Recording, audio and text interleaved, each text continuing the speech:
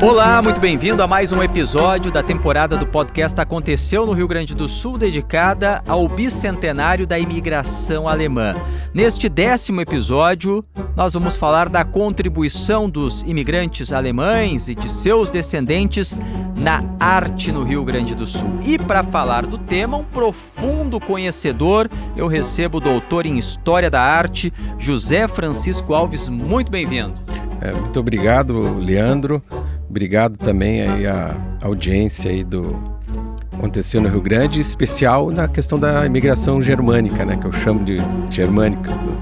E bem importante esse ano, né, porque é uma questão cultural bastante que todos os gaúchos têm que se envolver e conhecer, né? Que é também a contribuição dessas etnias aí germânicas que tivemos no Rio Grande do Sul, né?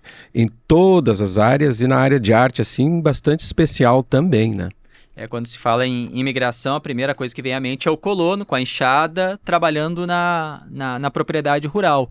Mas na imigração alemã, germânica, há uma herança muito importante na parte de artes. As pessoas muitas vezes não sabem, mas ali teve naquele trabalho, inclusive em esculturas, áreas públicas, imigrantes ou seus descendentes que fizeram aquele trabalho. Antes da gente entrar em nomes, em linhas gerais, qual foi o papel desses artistas na arte no Rio Grande do Sul? O que eles faziam? Que tipo de arte? Várias linguagens atuaram, né?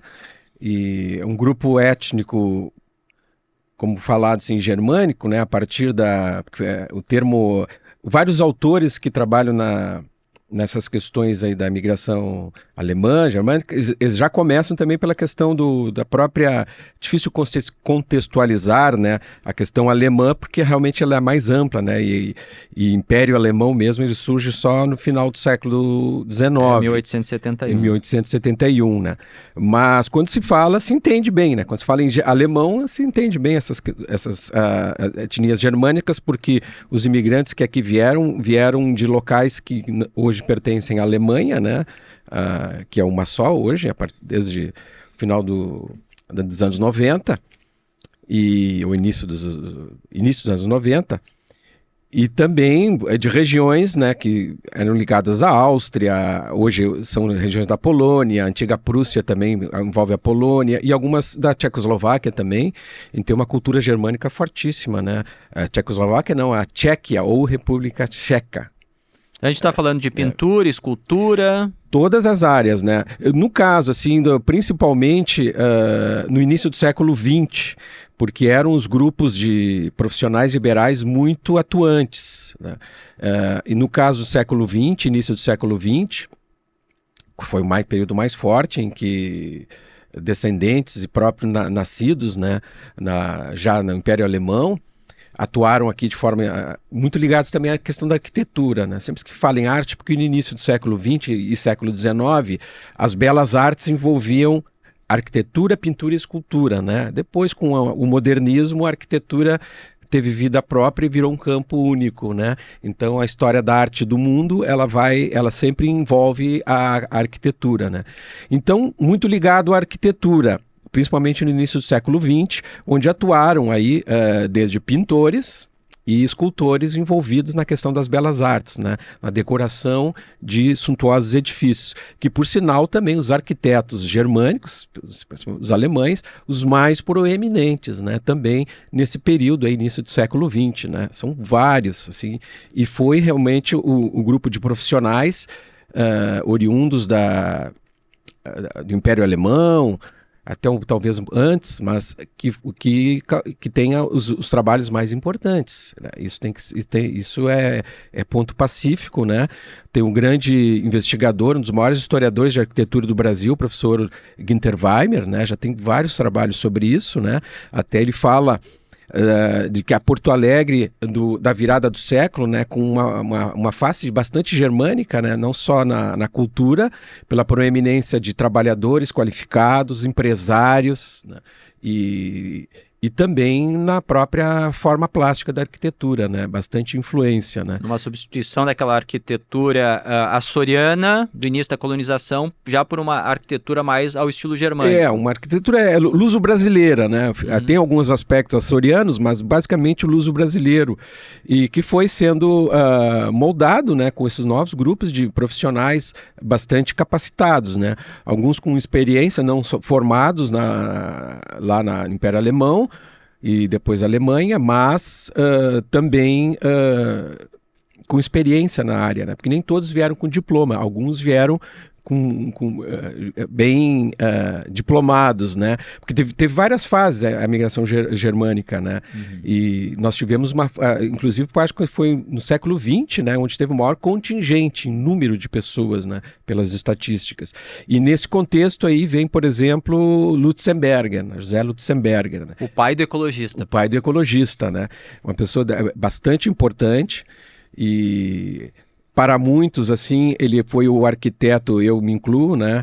O arquiteto mais original, né? E mais original, né? Uma contribuição nesse aspecto, né? Que ele traz a sua arquitetura bávara, né? Ele é bávaro também e sabe adaptar aqui e também faz uma transição dessa arquitetura historicista, principalmente com a questão um pouco germânica, também para moderno, né? O primeiro, inclusive, moderno, né?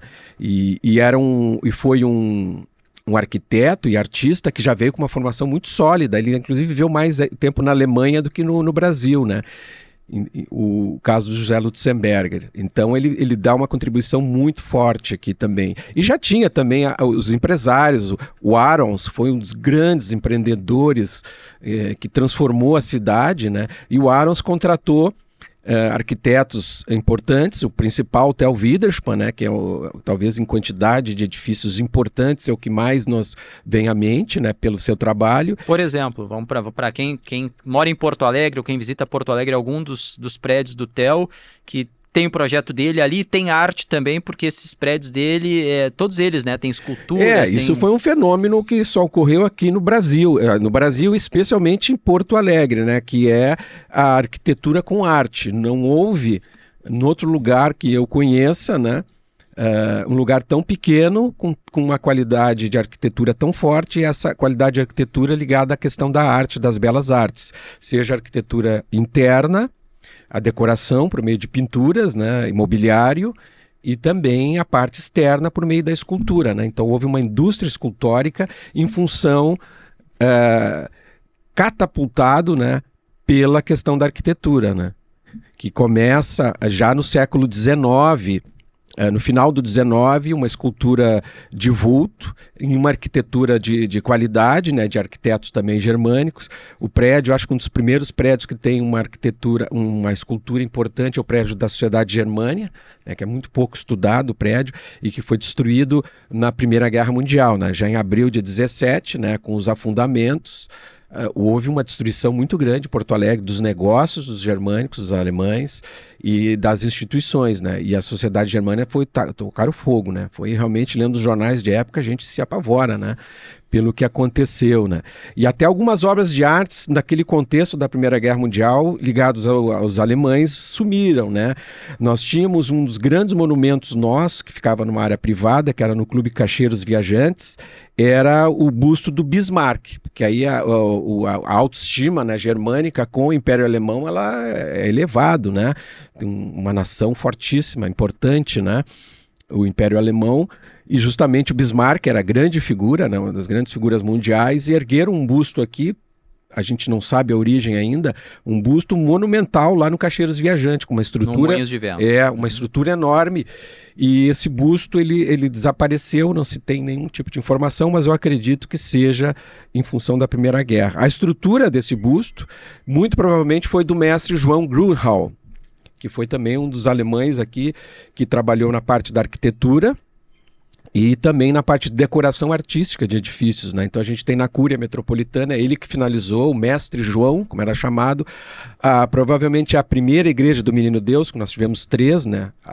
Tem a atual, a original e uma depois que foi bastante ampliada, mas a original com a mão do mestre João.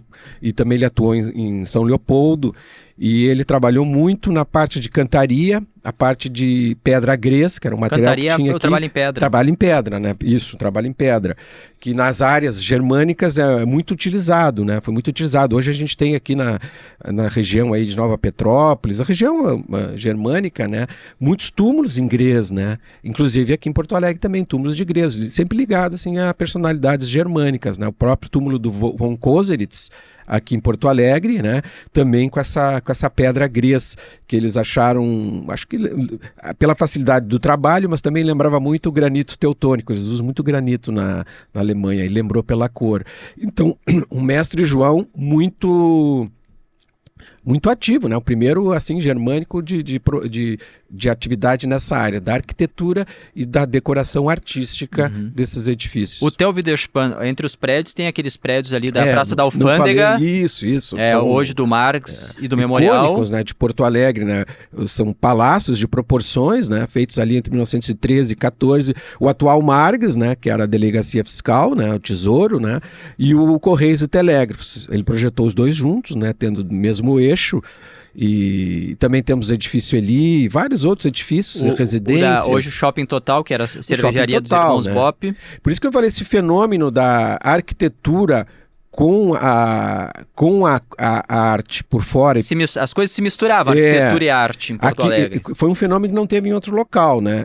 Então ele começa, apesar de começar na prefeitura, vamos dizer assim, da escultura mesmo original, feita para o edifício, na prefeitura, o prédio do Paço Municipal, ao lado do Mercado Público. Ele dá febre, ele começa a dar a moda. Quer dizer, o governo passa, os edifícios públicos passam a ter, e depois o comércio começou a dizer, opa, isso é interessante. Isso a gente está falando já, ali é um prédio que foi 1901, então início do século XX. Início do século XX, que aí já é a estatuária original, que é feita só para aquele prédio, ela não tem no outro. Ela é feita, eles não pegaram de algum outro local e botaram ali, eles pensaram no projeto de fachada. Era muito caro. E o Theo Widerspan é um que projetava e tendo em mente esses locais, né, e através desses prédios, né, seguindo a moda, e ele levou essa moda a uma potência enorme, porque todos os prédios tinham, e muitos desses artistas também alemães, né? Eram pessoas que já tinham vindo, ele trazia essas pessoas para fazerem esses trabalhos. O Arons contratava ele, né, e ele subcontratava escultores ou empresas de escultores. E uma das empresas que mais atuou era a empresa do João Vicente Friedrich, filho de alemães, filho do Miguel Friedrich, que fundou a Casa Alois, que e depois passou para o irmão Jacó Alois, né, o mestre Alois, figura alemão também, né, proeminente porto-alegrense, industrial, liderança da Sojipa, o Alois, né, irmão do pai do Miguel, pai que também era canteiro, o Miguel, né? Todos com formação lá na Alemanha, né? E o João Vicente, inclusive o filho do Miguel, ele estuda na Alemanha. E o João Vicente, as obras que ele tem, depois que ele voltou da Alemanha, nascido em Porto Alegre, mas voltou da Alemanha, o João Vicente tem a Igreja das Dores, nas estatuárias que são dele, na fachada. E o João Vicente cria uma empresa, e aí ele acaba virando melhor um empresário e uma empresa de estatuária. Então ele também subcontratava, tinha os seus escultores, e muitos deles alemães. Alguns ele descobriu em Buenos Aires, alguns ele descobriu na própria Alemanha, foi buscar, né, como Alfred Adloff. Ele busca na Alemanha, ele fazia essas viagens. E Santa Maria, ele descobre um outro germânico, que era da República Tcheca, mas era germanófilo, adotou até um nome no Brasil, Wenzel, né? E era conhecido como austríaco. Ele veio pelos Estados Unidos e foi dar em Santa Maria, né? O Wenzel Forberger. Também o João Vicente Friedrich descobre e traz esses alemães e vários outros alemães que trabalhavam para essas empresas de escultura, que trabalhavam para o Theo Widerspan, que eram empreendimentos do Arons, né? Então os germânicos totalmente envolvidos nessa questão aí, né? Muitos com formação lá, outros com formação de experiência. E qual o papel da escultura nessas obras? Por exemplo, no prédio dos Correios, da Delegacia Fiscal, de uma cervejaria. Numa igreja, a gente sabe o papel que tem a estátua ali, vai representar um santo, pode ser Jesus Cristo, Nossa Senhora. Bom, e nesses prédios, qual era o papel dessa arte? Comunicar o uso do prédio, né? Eu estava falando de como essa moda assumiu proporções, que ela começa com prédios governamentais do município, federais, como o Correio, como o Margs, né, que era o Tesouro Federal, do Estado, né, os palácios, o governo Palácio Piratini. Isso envolve o comércio, a Previdência do Sul, o Edifício Eli, envolve mais um outro passo mais difícil, a indústria, a cervejaria Bop, né, que custou caríssimo na época, né? Tipo, levantamento do professor Doberstein, em torno de 11% do valor da edificação, né? Projetada pelo Widerspann e com estatuárias de vários alemães ali, né? Adolf e outros, né? E ali, na cervejaria ali vinculado ao produto que eles faziam e às marcas que já tinham. Porque era justamente a comunicação do uso do prédio e dos seus produtos, né? E depois, diga-se de passagem, depois da indústria, do comércio, ainda as residências. Aqui tivemos um fenômeno também, e tem uma edificação do Otto Menchen, também um arquiteto alemão, aqui na Getúlio Vargas, que ainda tem uma estátua enorme, né, feita por um espanhol no caso, porque também chegou nas residências, né, tanto na Praça da Matriz, na Getúlio Vargas, na Independência, estatuária. Então assumiu uma proporção de indústria estatuária muito grande, e essa indústria, muitos proeminentes empresas germânicos, de alemães, né, a Casa Lois atuando nos cemitérios, nos monumentos públicos do estado do Rio Grande do Sul, né? A oficina do João Vicente Friedrich também atuando nesses prédios e também nos monumentos públicos. O ateliê do João Vicente Friedrich fez um monumento bastante importante, o monumento do Barão do Rio Branco, feito também pelo alemão Alfred Adloff, que, como eu disse, ele veio da Alemanha, contratado pelo João Vicente para trabalhar, né? Então, monumentos, estatuária em cemitérios, estatuária nas praças, estatuárias nos edifícios, né? Um fenômeno, no caso dos edifícios, é incomparável. Não existe lugar que houve tanta estatuária original em edifício, né? E os germânicos, os alemães, proeminentes nessa área, em todos os aspectos do empreendimento, do projeto arquitetônico e da escultura. O J. Lois Friedrich, além dessa importante contribuição nessa área, ele também foi fundamental não na fundação, na origem da Sojipa, mas na fusão que deu origem à Sojipa. Exato. Que eram duas sociedades de ginástica, se juntaram e formaram assim a Sojipa. E na Sojipa tem uma outra figura que também é ligada à arte, inclusive tem dentro do clube uma casa que foi inaugurada em 1924 para comemorar o centenário da imigração, que é a Casa dos Bávaros, e tem pinturas na fachada do Ferdinand ou Fernando Schlatter, nome aqui no Brasil, um bávaro que criou um grupo em 1903, um grupo de bávaros para cultuar a tradição, o Die Haberer, que ainda é ativo, hoje é um departamento de bávaros da Sojipa. Qual o papel dele? Porque eu sei que tem pintura dele na Igreja das Dores, ou Basílica das Dores, tem no Paço Municipal, lá na Sojipa. Ele foi um artista que continuou a carreira aqui no Brasil ou foi uma carreira curta? Não, o Schlatter foi uma carreira bem longa aqui. O Fernando Schlatter, ou Ferdinand Schlatter, né, imigra para o Rio Grande do Sul, no finalzinho ali do século XIX, e vai lá para as colônias, lá em torno ali de Juí. Em 1901 ele expõe em Porto Alegre, já pintando, né? Ele pintava lá coisa e pintava arte decorativa. E ele é descoberto aqui na exposição de 1901, que era ali, hoje ali próximo à Escola de Engenharia da URGS, né? Ele é descoberto e a municipalidade contrata ele, então ele vem de Cruz Alta, que ele representou Cruz Alta na exposição, e fica radicado aqui, né? E desde o início integrado à cultura brasileira também, sem nunca esquecer a sua origem bávara, né? Então ele se naturaliza, participa como eleitor, e sendo brasileiro de origem germânica, né? E ele tem um trabalho enorme nessa decoração de residências, onde ele é mais conhecido, residências e edifícios. E a Biblioteca Pública é a obra-prima dele, né? Porque ele fez uma grande decoração. Da prefeitura, infelizmente, que é para a qual ele veio, Porto Alegre, também fizeram o mesmo que na Biblioteca Pública, pintaram tudo, e não restou nada. Pintaram por cima. Pintaram por cima, né? E ele fez uma decoração bastante profícua. Quando se vai hoje no Salão Nobre da Prefeitura, em atos do prefeito e de entidades, etc., não se tem conta que aquilo tudo era como o Salão Morisco da Biblioteca Pública, né? Completamente... E não tem mais nada? Nada. Foram, e já há bastante tempo, acho que nos anos 30 já foram tapadas, né? Porque a gente tem fotos ainda dos anos 20, com o salão nobre pintado. E fora do salão nobre também, até nas escadarias, né, vários elementos, dá uma noção até tridimensional. Então o Schlatter ele teve uma formação lá na Alemanha, trabalhou em alguns locais da Europa, né?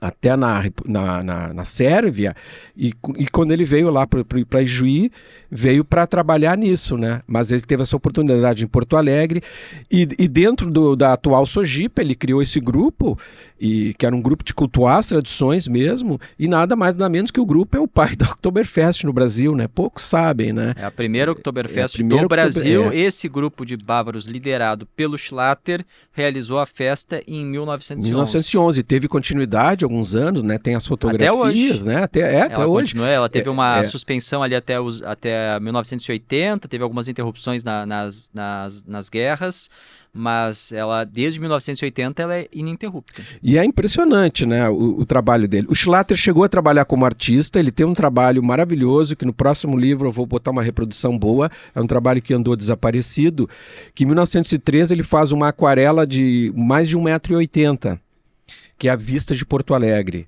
É um trabalho que na época foi exposto num jornal aqui, foi comentado, né, teve crítica até negativa da obra, e essa obra participa da Exposição Internacional de São Luís, lá nos Estados Unidos, comemorando 100 anos daquela cidade, daquela região sendo incorporada aos Estados Unidos, foi comprada da França, e teve uma exposição que o Brasil esteve representado, e tivemos daqui 2 de Porto Alegre, né? O Pedro Weigartner, com uma obra que até hoje está no Margs, né?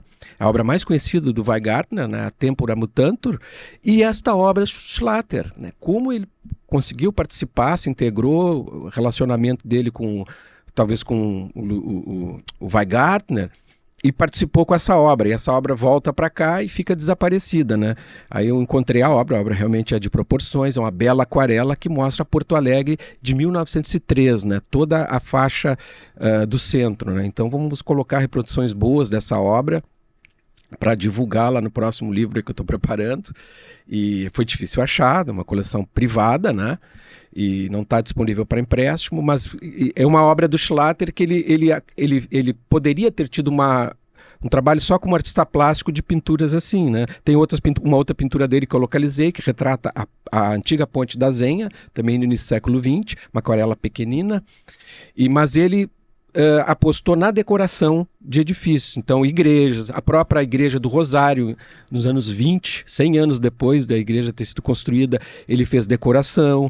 Também na Igreja das Dores, igrejas em Bom Princípio. Então, ele decorou muito. E residências aqui, né? Que é difícil hoje identificar, né?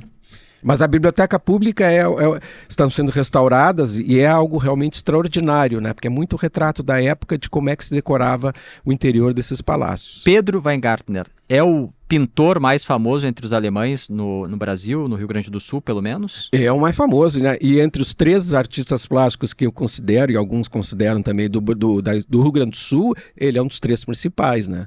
Depois temos temos Iberê Camargo, e ainda no início, que nascido no Rio Grande do Sul, início do século XIX, o Barão de Santo Ângelo, né? O Manuel Araújo Porto Alegre, que são os 3 artistas. E ele teve uma carreira nacional e internacional, sempre procurando ser artista, sobreviver do seu próprio trabalho, embora radicou-se na Europa, né, filho de alemães, né, foi para lá, foi para a Alemanha, radicou-se na Europa, produziu lá e constantemente em Porto Alegre, fazendo exposições de todos os lugares de Santa Maria, Porto Alegre, Rio de Janeiro, sempre vendendo. Onde salões. Tem obras dele hoje para serem vistas? Bastante, em todas as instituições, é um artista muito profícuo, né? Até a última exposição que nós fizemos na Casa da Memória foi sobre ele, foi um sucesso, e apesar de um artista bastante conhecido, né?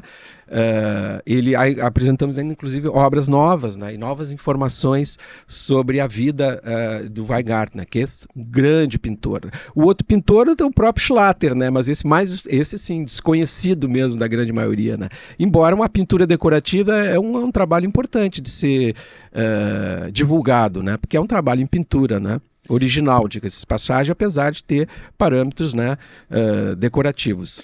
Quero voltar a um nome já citado no início do nosso programa, que é José Lutzenberger. Inclusive tem uma exposição em andamento, dá para fazer a visitação em Porto Alegre. Fala um pouco mais sobre as obras deixadas por ele, locais que tiveram projeto do Lutzenberger e as pessoas nem sempre sabem. O Lutzenberger foi uma figura assim absolutamente extraordinária, né? Ele, um alemão, um bávaro também. O Schlatter também era bávaro, né? Como já foi mencionado. Ele acaba vindo, tem uma formação alemã, né? Inclusive numa região católica, né? Aquela própria região do Papa alemão que nós tivemos, o Ratzinger, né? Se não me engano o nome. A própria cidade que ele nasceu é uma cidade de peregrinação católica, e então ele vem daquela região ali junto à Áustria, né? Tem uma formação sólida de arquiteto, embora ele já tinha uma produção como artista, né? Trabalhou, a família dele toda já vinha do avô, bisavô, de editora, tipografia, diagramação. Ele trabalhava como ilustração, mas para a sua sobrevivência ele optou por uma profissão que a arte vinha bem, que era a arquitetura, né?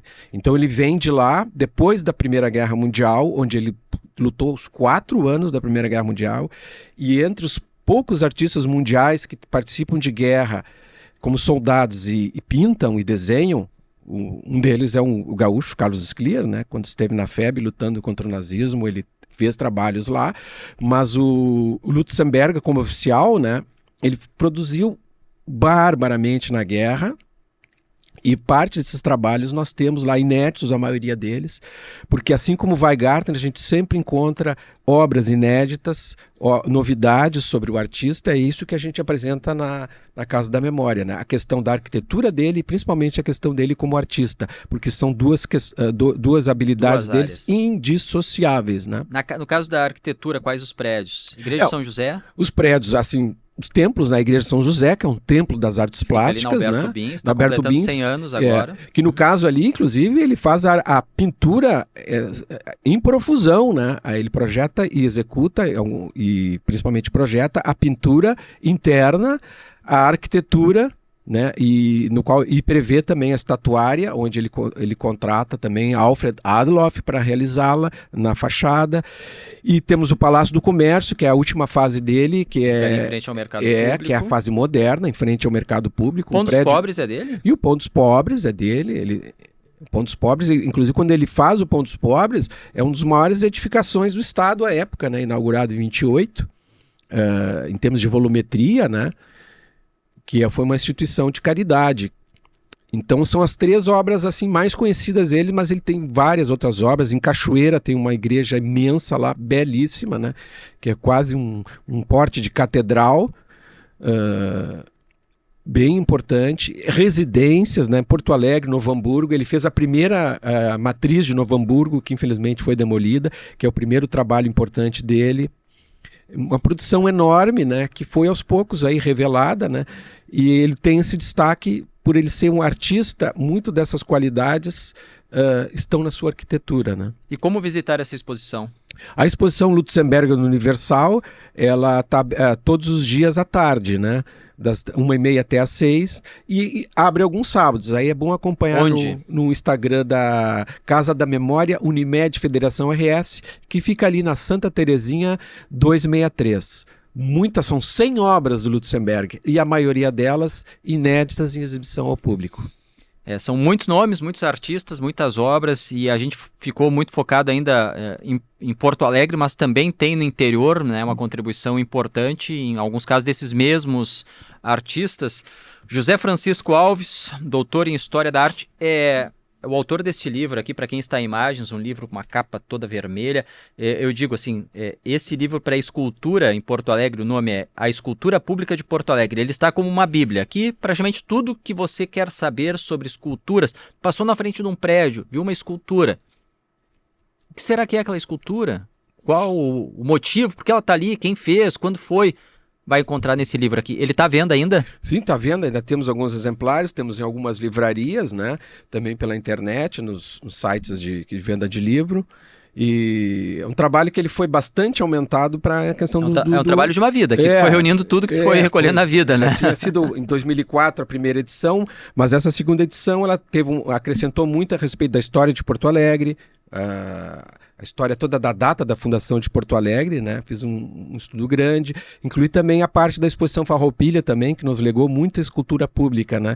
Então tem um capítulo novo e a história toda do laçador, aí quase como um pequeno livro aí dentro, né? De toda a história de como é que nós temos como símbolo, né, do Rio Grande do Sul uma estátua, né? Uma estátua de Antônio Caringe, que aliás agora dia 18, né, fazendo 124 anos do nascimento de Antônio Caringe. É um livro que tem aqui uma parte dessa história que nós comentamos no programa dos germânicos, alemães, mas de escultores de todas as origens. 18 de maio, passou já. Já passou. O Caringe. Muito obrigado, volte sempre. Muito obrigado, parabéns aí pela essa série de programas, né? Que dentro dessa efeméride é bem importante, né? Que os porto-alegrenses, os gaúchos conheçam, né? E isso, e ano que vem temos os italianos também. Então temos, e faz parte da nossa origem, né? E a contribuição o Rio Grande do Sul não seria sem essa contribuição, o que é hoje, não seria, e foi uma contribuição positiva em todos os aspectos, né? Culturais e tudo. Então ela tem que ser comemorada, lembrada, estudada, né? Cada vez mais. Muito obrigado. O podcast aconteceu no Rio Grande do Sul, tem a produção da Rafaela Knevitz, na nossa equipe técnica no áudio Wesley Borges, no vídeo o Arthur Furlaneto. Você sabe, toda segunda-feira nas plataformas digitais, YouTube, Spotify e todas as outras. E nos domingos, 11h30 da noite, na Rádio Gaúcha, um episódio novo. E nós vamos assim até o final do mês de julho para marcar os 200 anos da imigração alemã. Se gostou, compartilhe, comente, mande para os seus amigos. Até a próxima. Tchau.